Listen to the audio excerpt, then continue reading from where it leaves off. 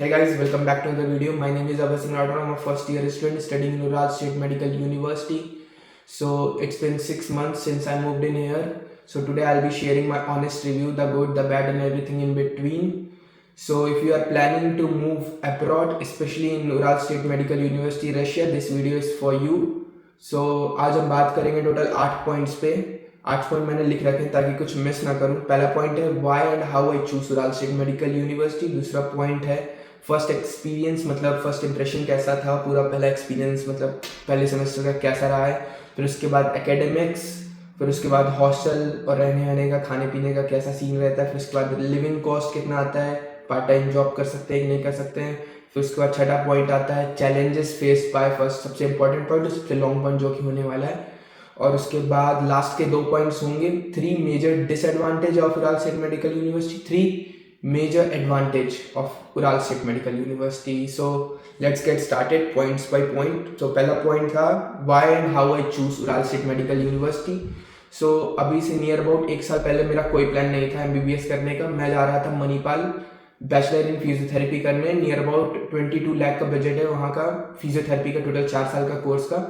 सो मेरे को पापा के एक दोस्त ने बताया कि अगर इतना ही पैसा लगा रहे, पापा को उन्होंने कहा कि इतना ही पैसा लगा रहे हो तो MBBS कर लो अब्रॉड से। डैडी बोला कर ही लो, तो मैंने बोला ठीक है कर लेता हूँ। तो करने अब आ गया हूँ, यही हूँ। फिर उसके बाद टोटल मैंने फिर छाटना चालू किया कौन कौन सी कंट्री अच्छी है, अच्छी मतलब अच्छी नॉलेज, अच्छा ये सब अच्छी दिखने में अच्छी। हाँ, तो फिलीपींस, रशिया और जर्मनी 3 सेलेक्ट की। तीनों में से फिर छाटी तो रशिया बेस्ट लगी क्योंकि रशिया में बहुत लोग आते हैं। फिर रशिया में मैंने टोटल 4 यूनिवर्सिटी सेलेक्ट की थी, क्रीमिया फेडरल, कजान, फार ईस्टर्न और USMU। तो फार ईस्टर्न तो महंगी थी लेकिन उसका इंफ्रास्ट्रक्चर सबसे अच्छा है, one of the best university infrastructure के मामले में फार ईस्टर्न है। लेकिन वो 5 लाख था, उसका नियर अबाउट हाफ का था ये।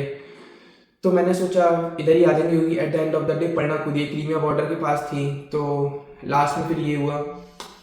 फिर उसके बाद डॉक्यूमेंटेशन हुआ, कंसल्टेंसी ने मतलब ठीक ठाक सब काम होते चला गया, कोई दिक्कत नहीं। तो बस एक ही दिक्कत हुई थी कि कोई डेट फिक्स नहीं हो रही थी कि कब आना है हमें।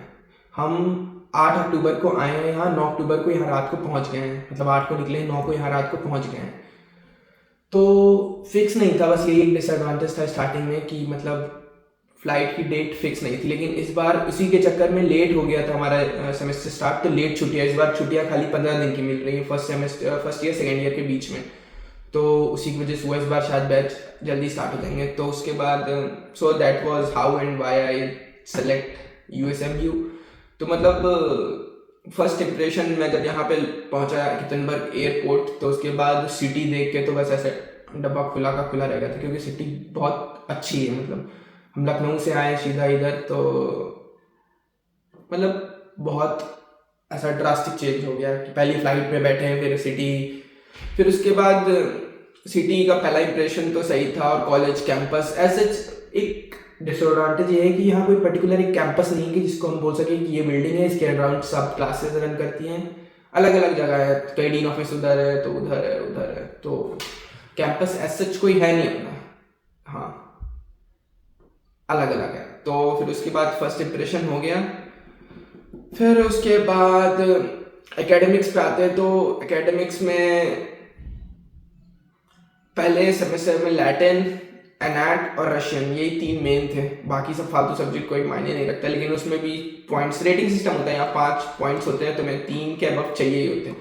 तो मेरे एनैट के सर जो थे गौर सर, वो बहुत स्ट्रिक्ट थे। तो मतलब एट लास्ट जाके एकदम लास्ट टेस्ट में सब पास हुआ। पढ़ना पड़ता है at the end of the day, यहाँ भी पढ़ना पड़ता है, ऐसे ही आप नहीं हो जाओगे पास, स्ट्रिक्ट है माहौल।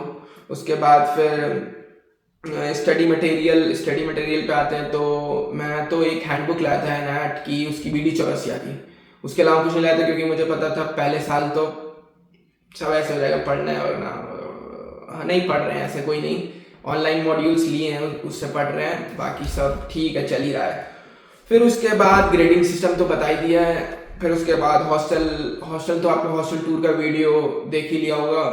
हॉस्टल टूर का वीडियो चैनल में जाके मैं डिस्क्रिप्शन पे डाल दूंगा, अगर मुझे आता होगा डिस्क्रिप्शन में वीडियो डालना तो डाल दूंगा। फिर उसके बाद खाने पीने का, हाँ खाने पीने का मेस कंपलसरी थी पहले साल, तो उस चीज़ का कहीं ना कहीं फ़ायदा मिल रहा है, क्योंकि पहले साल कुछ नहीं समझ आता कैसे क्या हो रहा है। एकदम बच्चे जो मेस वाले नहीं है, इधर दूसरी बिल्डिंग में थर्ड पार्टी से जो बच्चे आए हैं वो उनके पास मेस नहीं है, तो बेचारे एकदम पतले से एकदम खाना खाना खाना खाना खाना किया करते हैं। अब यहाँ खाना थोड़ा सा मतलब अगर आप वेज खाते हो तो फल वल महंगे मिलते हैं, तो थैंक गॉड मैंने मेस ली थी और मेस अच्छा खाना दे रही है, लेकिन कभी कभी इधर उधर हो जाता है, तो अब्रॉड में इंडिया की मेस नहीं है। तो फिर खाने पीने का भी बता दिया कि कैसा कैसा रहता है। फिर हम लोग आते हैं लिविंग कॉस्ट पे। लिविंग कॉस्ट मतलब अगर मैं अपने पहले महीने का बताऊं तो मैं $350 लाया था, जो कि अराउंड होता है 35,000 रुपये। तो मैं 8 अक्टूबर को लैंड हुआ था, तो मैंने आधे नवंबर तक मेरे शायद वो सारे पैसे ख़त्म हो गए थे, क्योंकि स्टार्टिंग में बहुत ज़्यादा खर्चा हो जाता है, चीज़ें नीडी, उस चीज़ का रिग्रेट करता हूँ। तो एक वीडियो आएगी फ्यूचर में मंथली एक्सपेंस की, तो उसमें एकदम डिटेल से बताऊंगा। अगर खर्चा करने को तो आप 3,000 में भी चला सकते हो। ऊपर एक दो लड़कियां हैं जो 3,000 में भी इनका काम हो जाता है।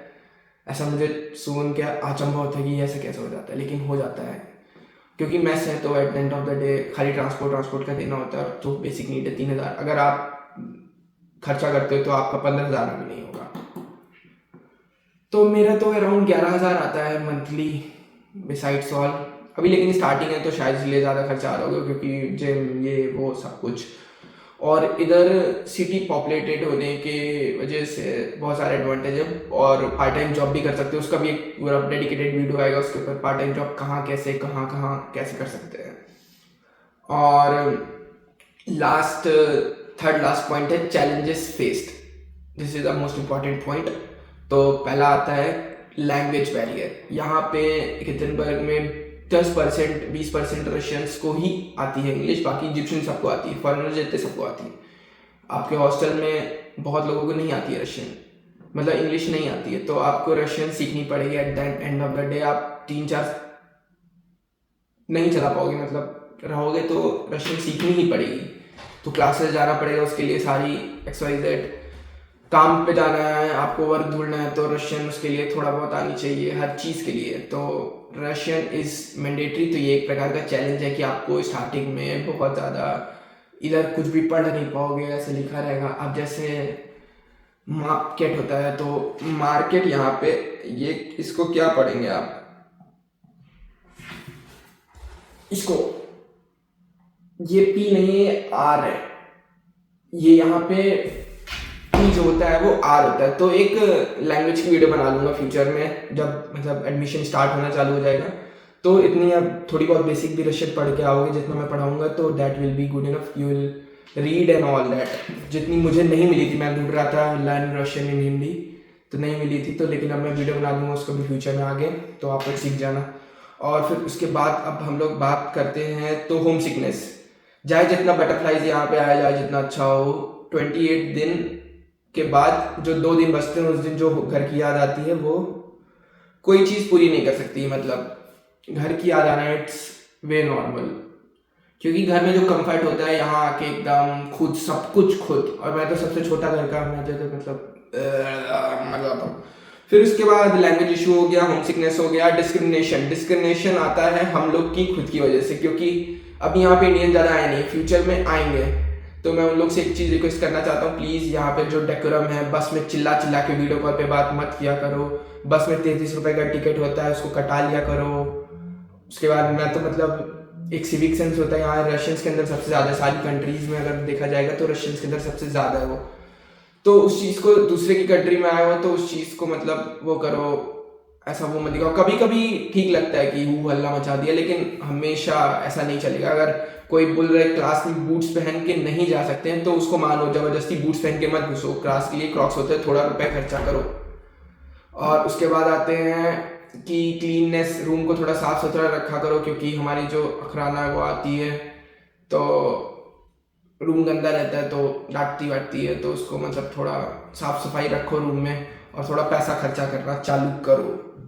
बस में, क्लास में क्रॉक्स पहन के जाओ। और उसके बाद साफ सफाई सबसे ज़रूरी है। जो फ्रेश होने जा रहा है अगले साल, अभी तो इन लोग को मतलब क्या बताया जाए यार, फ्रस्ट्रेटेड हो गया मैं भी, क्योंकि यहाँ आपको जज करते हैं तो एक आपको ऐसा इंडिविजुअल नहीं करते। जैसे इंडिया में शोएब ने गलती की तो स्वयं ही गलती किया है, उसको एज अ इंडियन नहीं देखते हैं, उसको स्वयं देखते हैं। यहाँ पे अगर आपने गलती की है तो आपको एज अ इंडियन देखते हैं। जैसी इमेज थोड़ी बहुत इजिप्शियन सी गलत है कि थोड़ा ऐसे वैसे रहते हैं, तो वैसे मैं नहीं चाहता आगे, क्योंकि ये नई सिटी है, यहाँ अभी तक 320 ही इंडियंस हैं।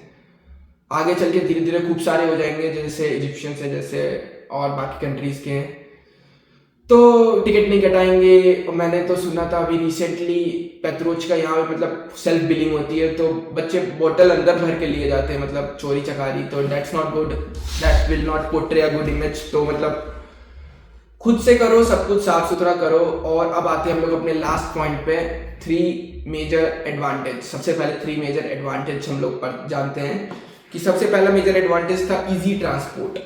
इजी ट्रांसपोर्ट मतलब एकaterinburg जो है यहाँ पे खुद का इंटरनेशनल एयरपोर्ट है, तो आपको ज़्यादा XYZ इधर नहीं जाना पड़ेगा, और रशिया के सेंटर में आता है। कभी आपको मॉस्को जाने का मन हुआ तो उधर, व्लादिवोस्तोक जाने का मन हुआ तो उधर। और उसके बाद यहाँ से फ्लाइट भी सस्ती पड़ती है, यहाँ से सीधे उज्बेकिस्तान, उज्बेकिस्तान से इंडिया, या अब तो डायरेक्ट फ्लाइट भी चलने लगी एकaterinburg टू गोवा। तो मतलब क्योंकि आप 6 साल रहोगे, 6 साल में 6 बार जाओगे, तो वो एक बहुत बड़ा वो बना देता है एडवांटेज कि यहाँ खुद का इंटरनेशनल एयरपोर्ट है।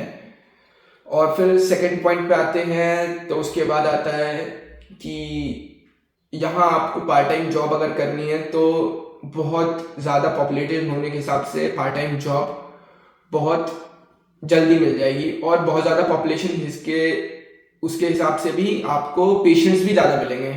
चलो मतलब आप मान लो 2 साल स्टार्टिंग में पार्ट टाइम जॉब कर लिए, फिर उसके बाद 4 साल तो पढ़ना ही पड़ेगा ना, तो फिर उसमें पेशेंट्स जो आएंगे वो आपको खूब सारे पेशेंट मिल जाएंगे, क्योंकि पेशेंट्स हैं यहाँ पे। मैं अभी हम लोग की नर्सिंग क्लास स्टार्ट हो गई है 2nd ईयर में ही, तो हॉस्पिटल जाते हैं तो देखते हैं पेशेंट बहुत सारे, बातचीत भी कराते हैं पेशेंट से, तो उसके लिए रशियन सीखनी पड़ेगी। और उसके बाद थर्ड एडवांटेज पे आते हैं, मेजर एडवांटेज, तो इस यूनिवर्सिटीज़ की फीस, जो कि सिर्फ 2,60,000 है, और हॉस्टल 12,000, जो कि कुछ नहीं है। मतलब इतनी अच्छी पढ़ाई करवा रहे हैं लोग, उसके हिसाब से कुछ नहीं है। तो हम लोग आते हैं 3 मेजर डिसएडवांटेज। तो सबसे पहला डिसएडवांटेज है कि डिपार्टमेंट दूर है। मतलब हम लोग का ये 5-6 हॉस्टल जो हैं, टोकरे 29 जहाँ पे भी कुछ इंडियंस रहते हैं, टोकरे 31 जहाँ सीनियर रहते हैं, हमारा क्लूचिस की अपेयर्स, पीछे हॉस्टल नंबर 2, इधर 5 है, इतने में इंडियन रहते हैं। ये ऐसा है। अब यहाँ से जितनी लैंग्वेज वाली क्लास है, फिजिक्स की, बायो की, ये सब पास है, लेकिन जितनी केमिस्ट्री की होगी और बायोकेमिस्ट्री की होगी, आई गेस नहीं, केमिस्ट्री की जो है वो दूर है, एनएट की है वो दूर है। मतलब ज़्यादा रुपये नहीं लगते, 33 रुपये ही लगते हैं, 20 मिनट लगते हैं आने जाने में, लेकिन समय लगता है, जो कि बाकी यूनिवर्सिटीज़ में पास पास रहती है, तो शायद नहीं लेना पड़ता है बस। लेकिन यहाँ पे ऐसा है, कुछ यूनिवर्सिटीज़ में भी दूर है, मतलब जैसे मैंने सुना है। लेकिन यहाँ पे थोड़ा ये डिसएडवांटेज है, अगर एक कैंपस है उसमें सारी, जैसे इंडिया में होती है कि एक छोटा सा कैंपस है, सारी क्लास वहीं है, वैसा नहीं है।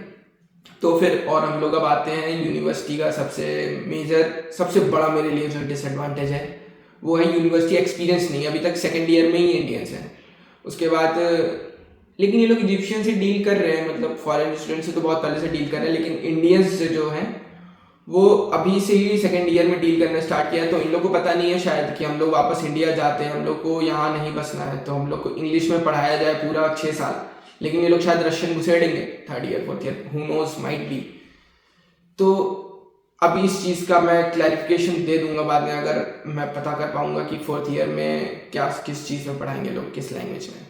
उसके बाद हम लोग आते हैं लास्ट, तो कुछ फालतू के सब्जेक्ट है, जैसे लैटिन पैटर्न मुझे पसंद नहीं है, लेकिन लैटिन में भी आज मैं पढ़ रहा था, जैसे टॉमी, ग्रीक वर्ड्स, तो ये सब रिलेटेबल है कहीं ना कहीं डिसीज को लेके। At the end of the day सब कुछ वर्थ इट है। कुछ भी जैसे हिस्ट्री ऑफ रशिया, क्या जरूरत है हिस्ट्री ऑफ रशिया पढ़ने की, लेकिन पढ़ाते हैं पहले 2 साल, पहले 1 साल शायद, हाँ 1 साल। तो मुझे भी ज़्यादा पता नहीं, मैं बोलते बोलते थक गया हूँ। If you have any doubt let me know through my Instagram. That's it for the video guys, hope you liked it. 10 विदाइयाँ।